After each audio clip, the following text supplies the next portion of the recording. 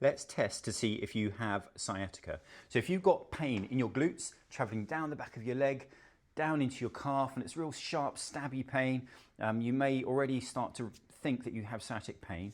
But let's do a quick test that we use as physios as part of our clinical diagnosis to find out if what you're actually suffering with is true sciatica. So a quick test, it's not 100% diagnostically perfect, but it'll give you some idea. It's called the slump test.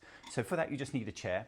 I want you to sit down in your chair. Let's say this is the leg that you're symptomatic on, and you sit down in the chair, and the slump portion of the test is this. You just slump your chin and your shoulders down. Now, often, if your sciatic pain is super charged and really irritable, that might be enough to bring on your leg symptoms. And if it does, that's a positive bias towards sciatic pain. But the second part of the test is to straighten out the leg. So it goes like this. Drop your chin, drop your shoulders, straighten out your leg. Now, you might not even be able to get your leg fully straight if you have sciatica, because the pain will just rear down your leg and it will give you an indication that you have sciatic pain. If that's still not tensioning it, bring the toes towards you.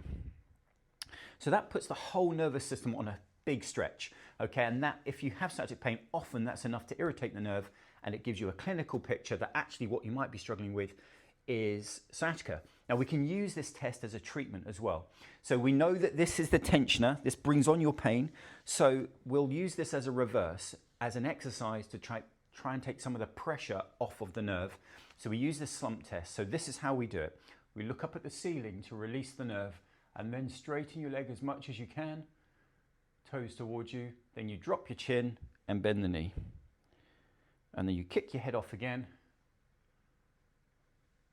like so. So you would do this, if you can, if your symptoms allow, for about 30 seconds. And then relax.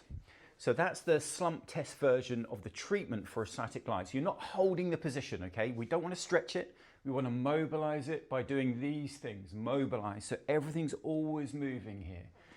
About 30 seconds, have a quick break and do it again. Often I find that people really like this, and it's a good way of decreasing your sciatic symptoms. If you can get on the floor, I've also got a video on how to do this version on the floor of sciatic glide, which is really useful. So give it a try. Let me know how you got in the comments. And as always, if you want more information on staying fitter, stronger and healthier and reducing your pain, please drop me a follow.